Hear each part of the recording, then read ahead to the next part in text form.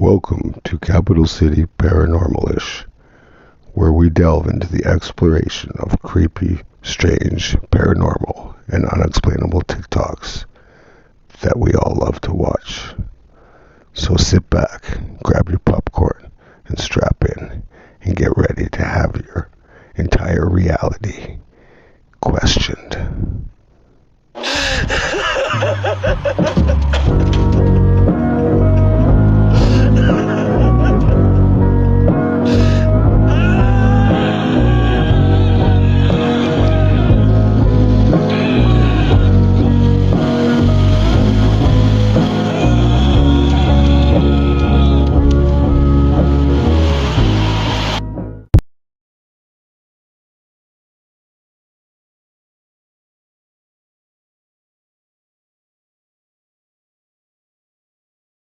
Hey, what's good, my freaky fam members? Welcome back to another edition of CCP, Capital City Paranormal-ish, where we delve into the exploration of creepy, paranormal, unexplainable, odd, all those TikToks that we all love to watch. Anyways, if you're new to the channel, make sure you hit that subscribe button and become a member of the freaky family, because you're a freak. You're a freak. So hit that subscribe button, hit the like, share this with your family and friends so they can enjoy this amazing content, and hit the bell icon so you can be notified every time we drop a new one, which is like every single day, pretty much. And so without further ado, let's kick this one off. Strap yourself in, get some popcorn, sit back, get ready to have your reality questioned. The unsolved mystery of the Blind River rest stop murders. Now, this story happened back in June 28, 1991, just outside of Blind River in northern Ontario. This incident occurred at a rest stop that's just off Highway 17 between Sudbury and Sault Ste. Marie. Now, on that day, a couple by the name of Gord and Jackie McAllister would go on a road trip in their motorhome from Lindsay, Ontario, where they lived, all the way up to Winnipeg, Manitoba. On June 28, 1991, after about 8 hours of driving, they decided to pull into an isolated rest stop on the side of Highway 17, just outside of Blind River. Now, the rest stops in northern Ontario are absolutely beautiful, but sometimes they are out in the middle of nowhere. Now, this rest stop is barely visible from the road, and when they pulled in at about 11 o'clock at night, there was no one else in the rest stop. Now, being 62 years old and 59 respectively, the couple decided to go to bed after a long day on the road. Now, they were awoken at around 1 a.m. by someone knocking on the motorhome door. Obviously, this scared the old couple, and Gord made his way to the door, and before opening it, he asked, "Who are you?" The man responded, "I'm a police officer. We need you to move your motorhome." Gord remembered looking at his wife. So in good faith, Gord naively opened the door to the stranger, only to be shocked when he saw a tall, skinny, greasy duster with sparsely populated, long, thin hair. Gord knew right away it wasn't a cop. The man was wielding a .22 caliber rifle and had a 12 gauge slung across his back. At this point, he demanded entry into the motorhome, where Gord and Jackie let him in, and he said to Gord, "This is going to be a robbery, and then I'm going to unalive you." As he started rifling through all the couple's belongings in the motorhome, out of nowhere, he turned around, pointed his .22 caliber rifle at Jackie, and unalived her with one single shot. Gord tried to escape the motorhome out the door and took one round into the back and one round into the leg, but still managed to get outside the motorhome. Now, this rest area is pitch black. There was only the side light of the motorhome that was on, illuminating the outside. He thought quick on his feet and rolled under the motorhome in the blackness of the night. In a panic, the man came running out chasing him, looking for him in the parking lot, only to be interrupted by a random car pulling in. But this man pointed his rifle at the car and unalived the driver with one shot. His name was Brian Major, and he was 29 years old, and he was from Elliott Lake, Ontario. He was unalived immediately. At this point, the assailant panicked and gave up on the robberies and took off in the middle of the night. Now, Gord and another witness, who the assailant almost hit on the way out of the rest stop, said that the man was driving an 80s era blue Dodge van with white trim and silver mud flaps. After the assailant had taken off and fled from the scene, Gord thought it was safe to make his way to the highway and flag someone down. He was able to flag down a trucker within minutes, who called an ambulance and the police for him. And within an hour, the police had Highway 17 locked down in all directions for miles. But to this day, no arrests were ever made. The man in the blue van was never found, and this case remains a cold case. And what's also strange is that another similar homicide happened in a park in Long Lac, Ontario, which is also in Northern Ontario, around the exact same time. This story gained so much notoriety that in 1993, the American TV show Unsolved Mysteries picked it up. Now, according to that show, it said 8 years later, there was a string of similar homicides, but this time in a rural part of Southern Ontario. Now, there was a suspect for those homicides, and his name was Ronnie Gold West. Now, if you're from Canada, right off the bat, you should know anybody with the name Ronald or Ronnie is probably unhinged. I don't know why that is, but it's a true phenomenon. But I digress. But Ronnie was also a cop. Now, the suspicious thing is that in 1991, our buddy Ronnie, the ex-cop, was living in Blind River, just outside of where the Rest Park murders had occurred. So was the Long Lac killer the same guy? Was Ronnie the man who did it? And if so, how come he was never investigated for this crime? In fact, Ronnie's picture was never even shown to Gord McAllister all these years after him trying to find out who did this to his wife and to Brian Major. And it also turns out this cop did a few years in jail for a string of robberies out in Sault Ste. Marie. And he's still in jail to this day for those other set of crimes that he did in rural Southern Ontario. What do you guys think? Is this just another case of the OPP bungling up a case and protecting one of their own? Or is it something else? Or someone else? Because when you look at all the crimes, even though it looks like Ronnie is the prime suspect, a lot of the MOs don't line up. So what do you guys think? Do you think it was Ronnie the greasy cop, or do you think it was someone who simply got away with the crime? Northern Liberty out.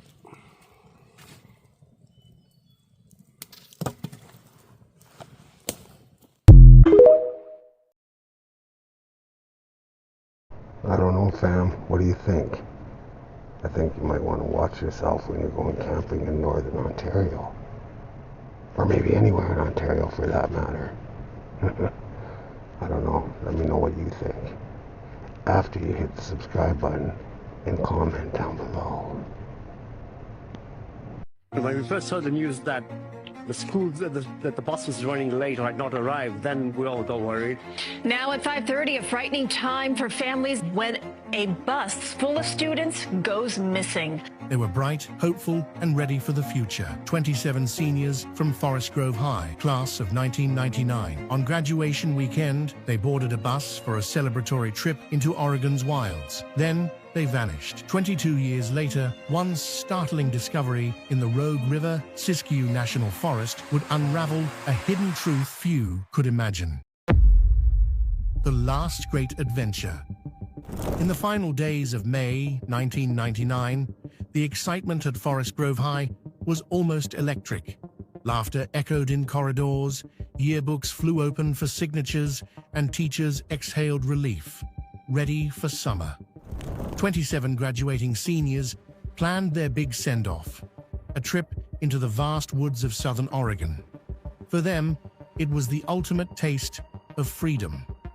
Under star-filled skies, they dreamed of bonfires, late-night dares, and inside jokes that would carry them into adulthood. Nobody suspected how drastically their story would change. The bus rolled out on a clear Saturday morning, waving goodbye to proud parents. By Sunday evening, authorities realized that bus had never arrived. A frantic search began. A school bus gone missing. When families and friends tried to reach the group by phone, they got static or straight voicemail. The campground site, set deep in the Rogue River Siskiyou region, reported 0 visitors matching their description. Concern escalated into alarm. State police were alerted by Monday morning. Helicopters took to the skies, scanning for fresh tire tracks. Volunteers gathered in droves, combing well-worn trails and hidden dirt roads. Each passing hour, without any sign of the bus, brought fresh panic. Where could they have gone? All 27 of them, plus the driver, an unfamiliar substitute named Harold Griggs. Rivers were searched, ravines were checked. Yet the forest offered no clues, no cry for help, nothing at all. The first haunting clue. A few days into the search, a single eerie clue surfaced miles from the intended campsite. A battered disposable camera case lying in the mud near the riverbank. It was half buried, waterlogged, and missing its film. Investigators clung to the possibility that the pictures might have shed light on the student's whereabouts, if only the film had still been inside. Why was it removed, and where did it go? That question fueled more theories. Some speculated the group staged an elaborate prank. Others whispered about foul play. A chill settled over Forest Grove. How could an entire bus vanish into thin air without anyone seeing or hearing a thing? Unsolved for years. Weeks turned into months. Search teams exhausted every avenue, even bringing in specialized cadaver dogs to sniff out any human remains. The media pounced on every rumor: alien abductions, secret cult activity, or a mass runaway scheme. Experts dismissed the wildest claims, but they had no solid leads either. For families, each passing day blurred into endless worry. Despite dedicated law enforcement efforts and thousands of volunteer hours, no bodies, no bus, and no sign of the driver ever materialized. By the end of 1999, the public spotlight cooled. Other news stories took over. Many felt uneasy calling it cold, but law enforcement had few options left. Eventually, the case turned into a quiet enigma, seemingly buried forever. Memories frozen in time.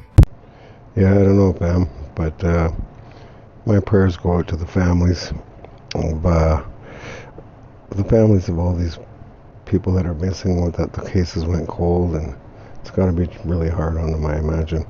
Like, yeah, my prayers to all those families and all those missing people. And yeah, I just hope for the best for everybody. Here's the next one.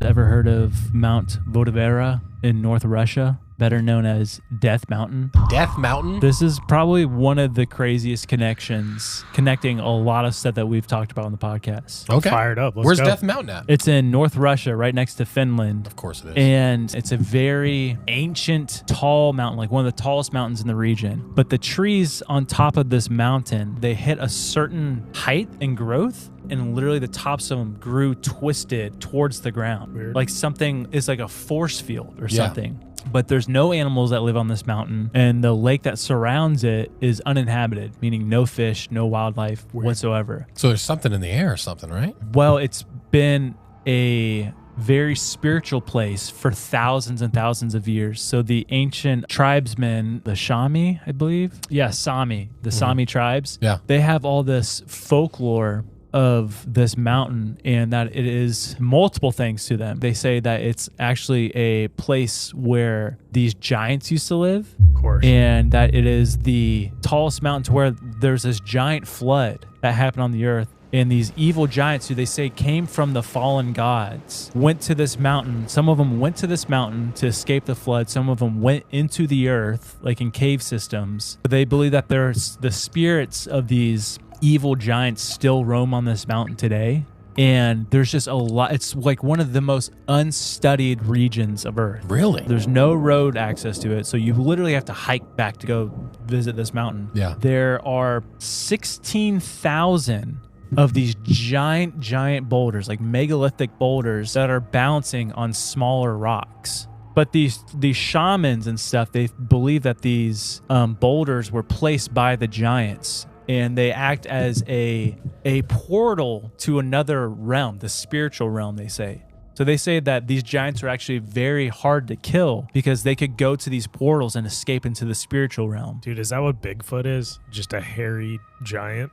Dude, it makes you think. I mean, because they talk about they were like these giant, grotesque, hairy beings. They said that they're evil. They would eat men. They believe that Whoa. these spiritual beings they said that they were cast down to earth because they made the good gods upset, and that they were, the one quote says that they were thrown to the earth like lightning. And Good thing this isn't no parallels for what we've ever talked about. Right? It's kind of crazy. These are ancient Finnish people. Yeah. And they had this long understanding of this mountain being a sacred place to where the fallen gods came and created these giants. And even today, they call it Death Mountain because nothing grows there. There's actually a well on this mountain that it clearly looks man-made or made by giants.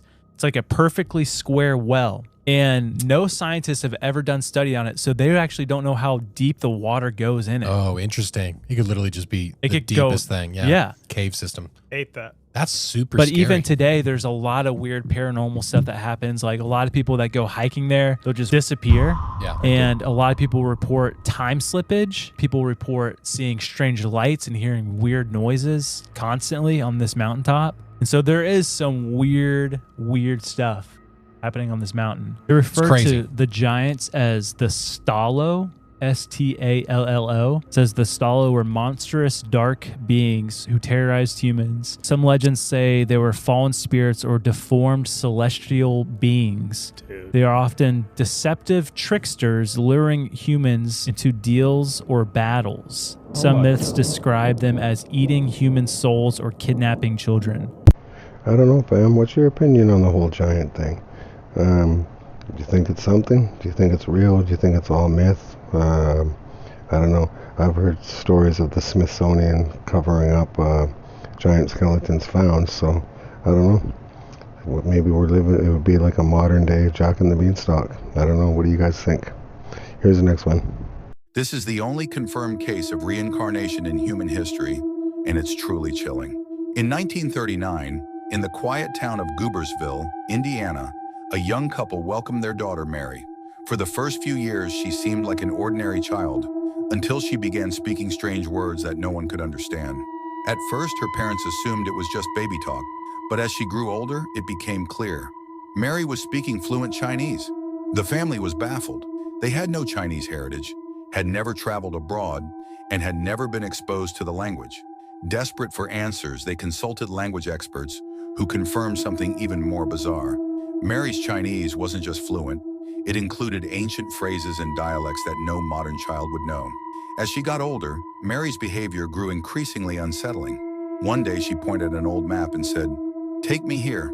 The place she pointed to was a small, remote village in China. Eventually, her desperate parents agreed. After a long international journey, they arrived in the region.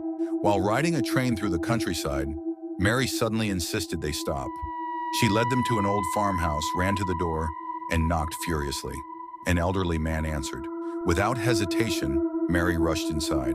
Her parents followed, stunned. Mary then pulled a brick from the wall and reached into the hidden space, pulling out a small, dusty doll. Clutching it tightly, she turned to the man and softly said, "Don't you remember me? This was mine." The room fell silent, and what Mary said next left everyone frozen in place. According to Hopi tradition, the Grand Canyon isn't just a canyon, it's a portal, a gateway to the underworld. They call it Sipapuni, the place where the first people emerged after a great cataclysm. The Hopi believe that humanity was destroyed and reborn not once, but 3 times, each time saved by mysterious underground beings known as the Ant People. These ant people weren't insects. They were described as small, pale-skinned humanoids with large eyes, who lived in vast subterranean cities beneath the earth. They sheltered the Hopi during times of fire and flood, fed them, and taught them survival, and possibly more.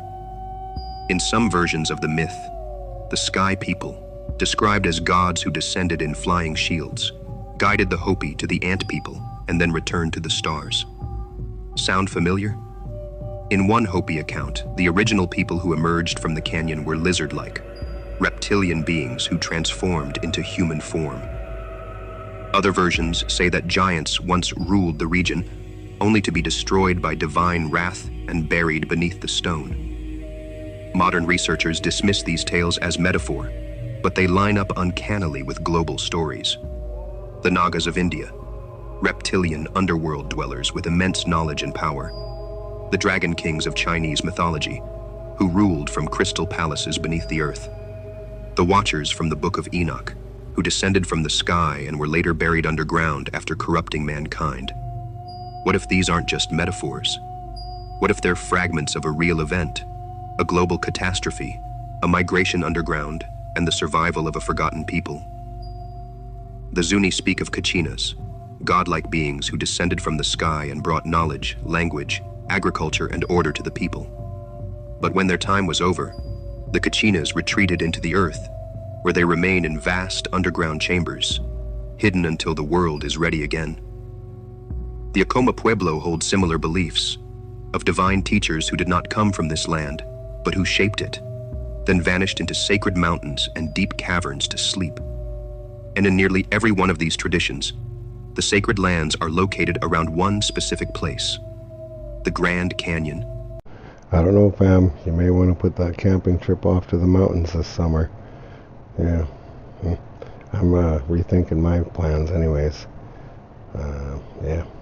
I'm not into running into no giant or no Bigfoot or no reptilian for that matter. But seems that a lot of things, kind of weird things happen in like national parks and, you know, mountainous regions like that. And even the Grand Canyon, I think there's some strange shit going on there too. I don't know. What do you guys think? What's your opinions on ancient history? Let me know down in the comments. For 2 years is found alive, hidden under a staircase. A little girl reported missing more than 2 years ago when she was just 4 has been found alive, more than 150 miles from where she disappeared. Now, this is not the first time police came looking for Paisley here, and her father always insisted he had not seen her or her mother.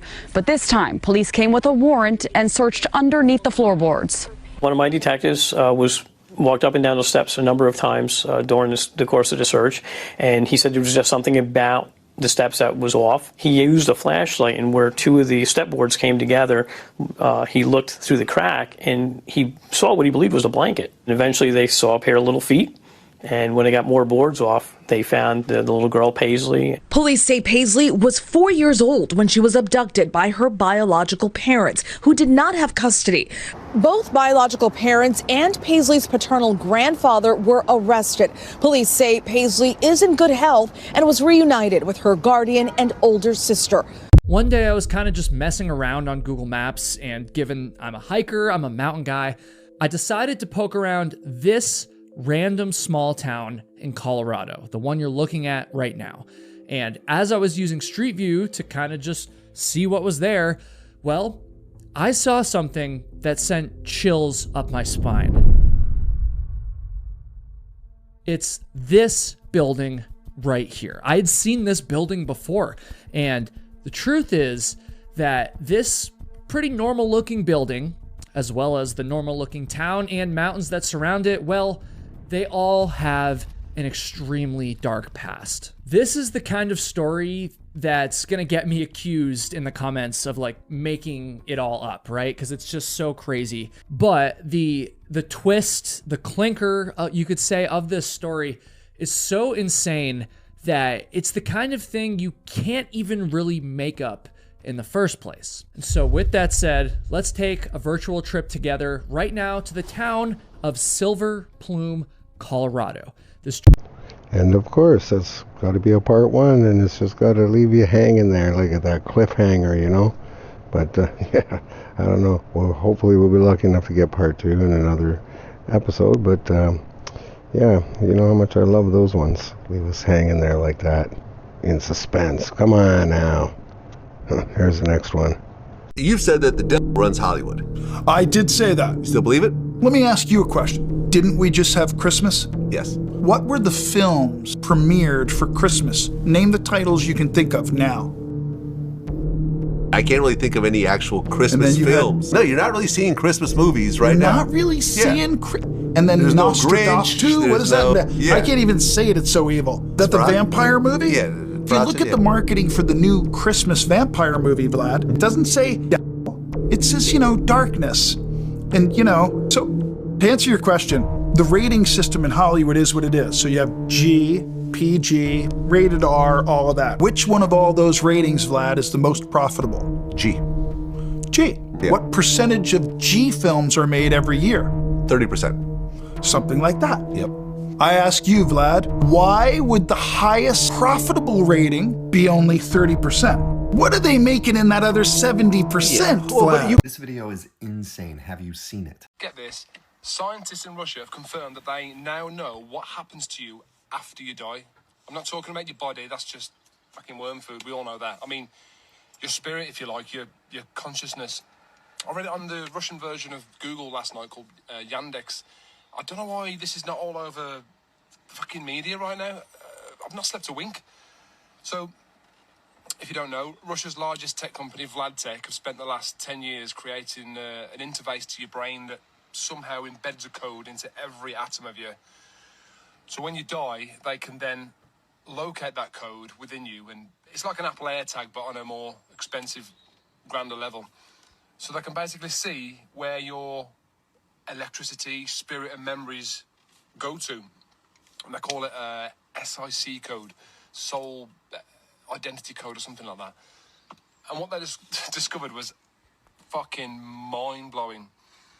I'll stop it there, but essentially he ends by saying that they found a signal in a different galaxy that's like 100 billion light years away. I've been seeing this video everywhere and we need to talk about it. This thing got so much engagement. People are talking about how it's legit, how it's not legit. While it sounds cool that they can embed code into every cell like an Apple AirTag, let's think about that.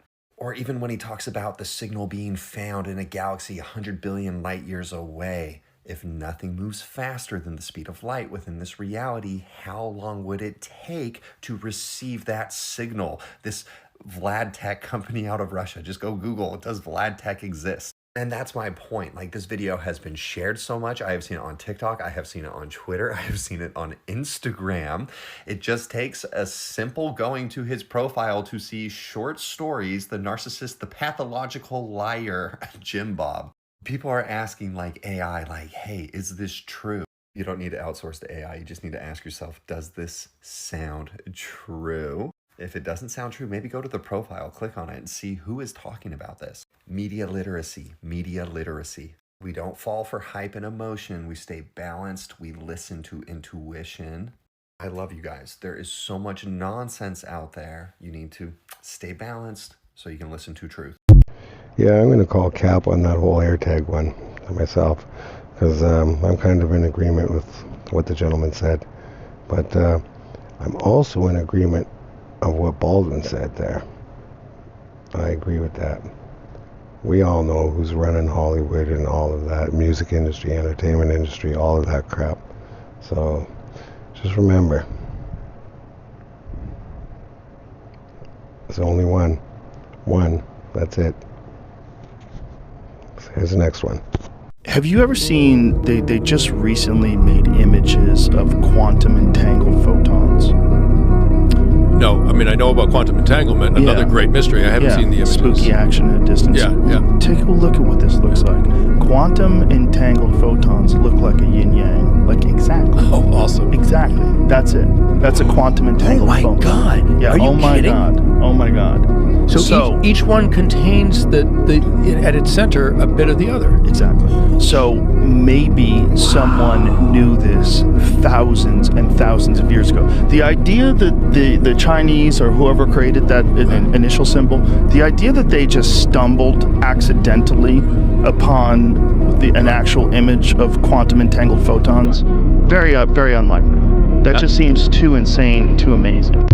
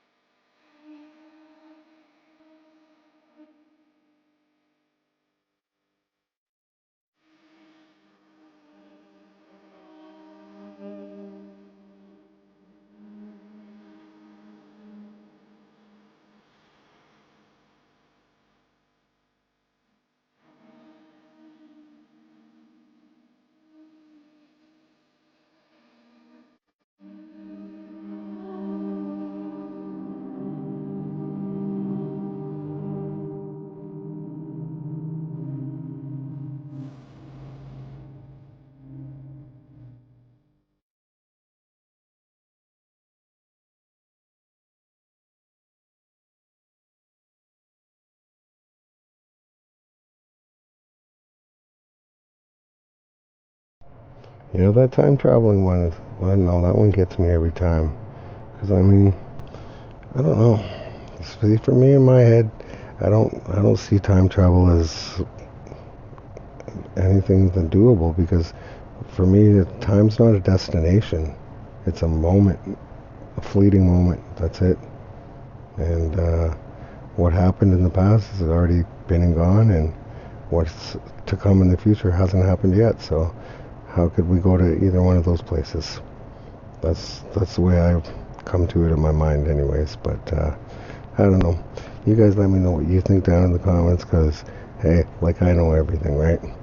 Anyways, thank you for showing up. It's been another great video, and I know, do the channel a big one. Show the love, hit the subscribe button. It only takes 2 seconds. It's free. You know, it's a good time. It's a good time being in the Freaky Fam. And you know, we're all freaks.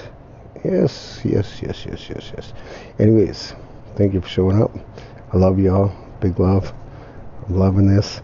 We're almost at 1,000 subscribers, and then we're going to give that gift card away. So keep on hanging on and keep on showing up, and I love you, fam. This is Don LaRock saying au revoir to you all. Thank you for tuning in to another edition of Capital City Paranormalish. We hope you have enjoyed today's video and its content, and we hope that you took the time to hit the subscribe button and join the freaky family. Come on, you little freak. You know you want to do it. So until next time, stay safe, look over your shoulder, and question everything. Ha ha ha ha ha.